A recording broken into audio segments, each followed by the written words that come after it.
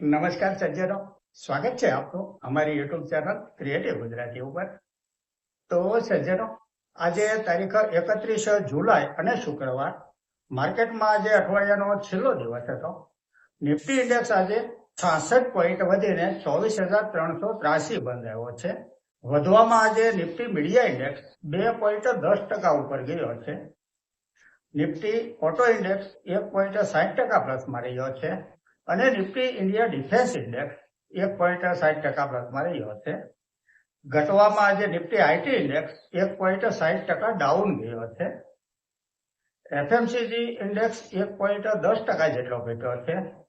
Gold ETF તથા silver ETF નજીવા ઘટાડા સાથે બંધ આવ્યા છે। આજે ક્રૂડ ઓઇલ બ્રેન્ટ ક્રૂડ 89 થી $90 વચ્ચે પ્રતિ બેરલ ટ્રેડ કરી રહ્યું છે। સજ્જનો, અહીંયા કંપની તથા ફંડામેન્ટલના વીતેલા ઇતિહાસની ચર્ચા માત્ર અભ્યાસના હેતુથી કરીએ છીએ, જેને ખરીદ વેચાણની ભલામણ નહીં સમજવા આપ સૌને એક વિનંતી કરું છું। આજની ચર્ચાની પહેલી કંપની છે બજાજ ફાઇનાન્સ લિમિટેડ। આ એક NBFC કંપની છે।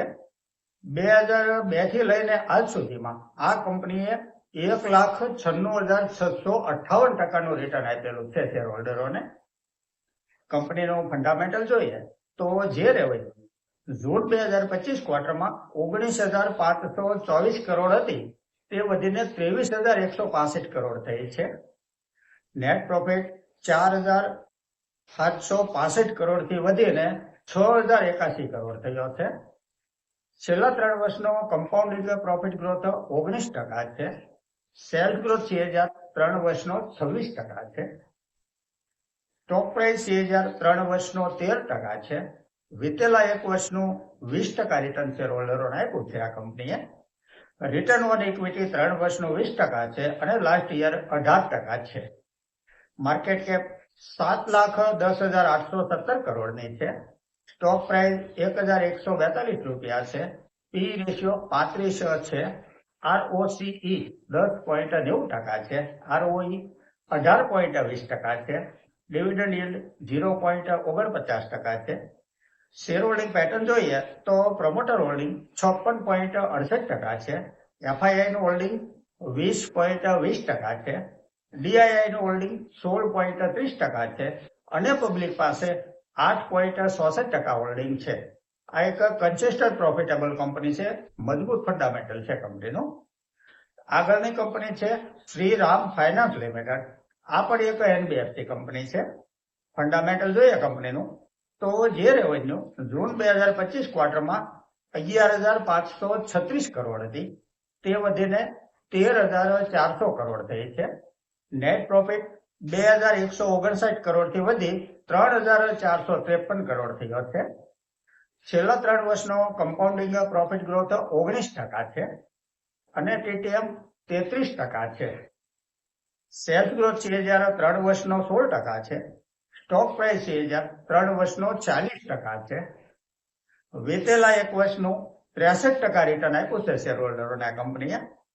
માર્કેટ કેપ 2,44,413 કરોડની છે। સ્ટોક પ્રાઇસ ₹1,039 છે। 52 વીક હાઈ ₹1,108 બનેલો છે। પી રેશિયો 21.70 છે। ROCE 11.5% છે અને ROE 16.40% છે। ડિવિડન્ડ yield 1.05% છે। ફેસ વેલ્યુ ₹2 છે। શેર હોલ્ડિંગ પેટર્ન જોઈએ તો પ્રમોટર હોલ્ડિંગ 20.30% છે। FII પાસે 56.75% હોલ્ડિંગ છે। DII નું હોલ્ડિંગ 19.90% છે અને પબ્લિકનું હોલ્ડિંગ 5.03% છે। આ કંપનીમાં માર્ચ 2026 ક્વાર્ટરમાં FII નું હોલ્ડિંગ 45.15% હતું, જે વધીને 56.75% થયું છે। આ એક સારા ફંડામેન્ટલ વાળી પ્રોફિટેબલ કંપની છે। રિટર્ન સારું આવ્યું છે કંપનીએ। ભૂતકાળમાં અનેક વખત આ કંપની ઉપર ચર્ચા આપણે અહીંયા કરેલી છે। આગળની કંપની છે Cholamandalam investment and finance company. આ પણ એક NBFC છે, જેનું ફંડામેન્ટલ જોઈએ તો જે રેવન્યુ જૂન 2025 ક્વાર્ટરમાં 7,046 કરોડ હતી તે વધીને 8,856 કરોડ થઈ છે। નેટ પ્રોફિટ 1,138 કરોડથી વધી 1,656 કરોડ થઈ છે। છેલ્લા 3 વર્ષનો કમ્પાઉન્ડિંગ પ્રોફિટ ગ્રોથ 25% છે. ટીટીએમ 29% છે. સેલ્સ ગ્રોથ CAGR 3 વર્ષનો 36% છે. સ્ટોક પ્રાઇસ CAGR 3 વર્ષનો 16% છે. 5 વર્ષનો સ્ટોક પ્રાઇસ CAGR 30% છે અને વીતેલા 1 વર્ષનું રિટર્ન શેરહોલ્ડરોને 23% આપેલું છે. રિટર્ન ઓન ઇક્વિટી 3 વર્ષનું 20% છે. લાસ્ટ યર 19% છે. માર્કેટ કેપ 1,57,725 કરોડની છે. સ્ટોક પ્રાઇસ ₹1,850 છે. 52 વીક હાઈ ₹1,875 બનેલો છે. પી રેશિયો 27.40 છે. ડિવિડન્ડ yield 0.11% છે. ROCE 9.71% છે. ROE 19.40% છે અને ફેસ વેલ્યુ ₹2 છે.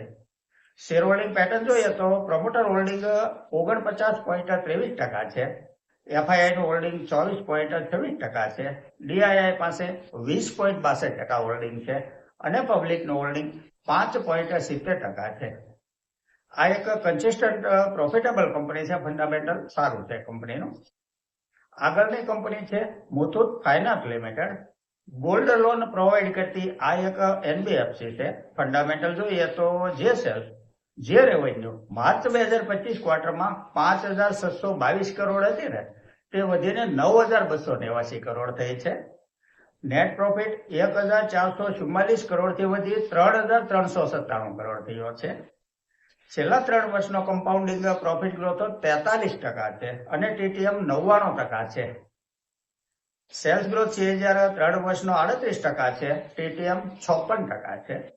સ્ટોક પ્રાઇસ CAGR 3 વર્ષનો 31% છે. વીતેલા 1 વર્ષનું રિટર્ન 15% આપેલું છે. માર્કેટ કેપ 1,25,419 કરોડની છે. સ્ટોક પ્રાઇસ ₹3,126 છે. 52 વીક હાઈ ₹4,150 બનેલો છે. પી રેશિયો 11.90 છે. ROCE 15.80% છે અને ROE 30.90% છે. ડિવિડન્ડ yield 0.99 લગભગ 1% કહી શકાય. ફેસ વેલ્યુ ₹10 છે. શેર હોલ્ડિંગ પેટર્ન જોઈએ તો પ્રમોટર હોલ્ડિંગ 73.35% છે. FII પાસે 11.61% હોલ્ડિંગ છે. DII નું હોલ્ડિંગ 10.75% છે અને પબ્લિકનું હોલ્ડિંગ 4.29% છે. આ એક પ્રોફિટેબલ કંપની છે. ફંડામેન્ટલ સારું છે કંપનીનું. આગળની કંપની છે L&T ફાઇનાન્સ લિમિટેડ. આ પણ એક નોન બેન્કિંગ ફાઇનાન્સ કંપની છે. વિશ્વ વિખ્યાત ઉદ્યોગ ગૃહજાના પ્રમોટર છે. ફંડામેન્ટલ જોઈએ તો જે રેવન્યુ જૂન 2025 ક્વાર્ટરમાં 4,260 કરોડ હતી તે વધીને 5,213 કરોડ થઈ છે. નેટ પ્રોફિટ 701 કરોડથી વધી 916 કરોડ થયો છે.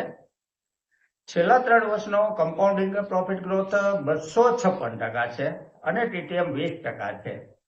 સેલ્સ ગ્રોથ CAGR 3 વર્ષનો 12% છે. ટીટીએમ 15% છે. સ્ટોક પ્રાઇસ CAGR 3 વર્ષનો 32% છે. 5 વર્ષનો સ્ટોક પ્રાઇસ CAGR 28% છે. વીતેલા 1 વર્ષનું રિટર્ન શેર હોલ્ડરોને 51% આપ્યું છે. માર્કેટ કેપ 78,001 કરોડની છે. સ્ટોક પ્રાઇસ ₹311 છે. 52 વીક હાઈ ₹339 બનેલો છે.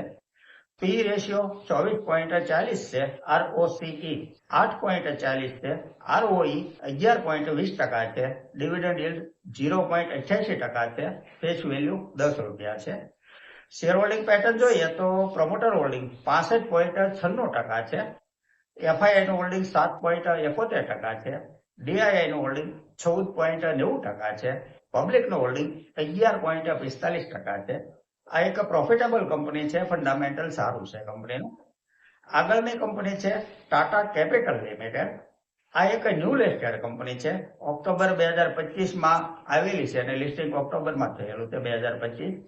ફંડામેન્ટલ જોઈએ તો જે રેવન્યુ જૂન 25 ક્વાર્ટરમાં 7,765 કરોડ હતી ને તે વધીને 8,822 કરોડ થઈ છે.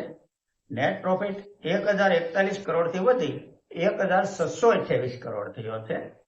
છેલ્લા 3 વર્ષનો કમ્પાઉન્ડિંગ પ્રોફિટ ગ્રોથ 17% છે અને ટીટીએમ 30% છે. સેલ્સ ગ્રોથ CAGR 3 વર્ષનો 32% છે. ટીટીએમ 11% છે. માર્કેટ કેપ 1,55,258 કરોડની છે. સ્ટોક પ્રાઇસ ₹365 છે. 52 વીક હાઈ 380 રૂપિયાનો બનેલો છે. પી રેશિયો 28.60 છે. ROCE 8.58% છે. ROE 12.40% છે. ડિવિડન્ડ yield 0.16% છે. ફેસ વેલ્યુ 10 રૂપિયા છે. શેર હોલ્ડિંગ પેટર્ન જોઈએ તો પ્રમોટર હોલ્ડિંગ 85.41% છે. FII નું હોલ્ડિંગ 5.17% છે. DII પાસે 3.57% હોલ્ડિંગ છે અને પબ્લિકનું હોલ્ડિંગ 5.19% છે. આ એક પ્રોફિટેબલ કંપની છે. તો સજ્જનો, આ સાથે આજની આ ચર્ચા અહીં પૂરી કરીએ છીએ. જો આપને આજની આ ચર્ચા પસંદ આવી હોય તો લાઈક કરજો, શેર કરજો, મારી ચેનલને સબસ્ક્રાઇબ કરજો. નમસ્કાર.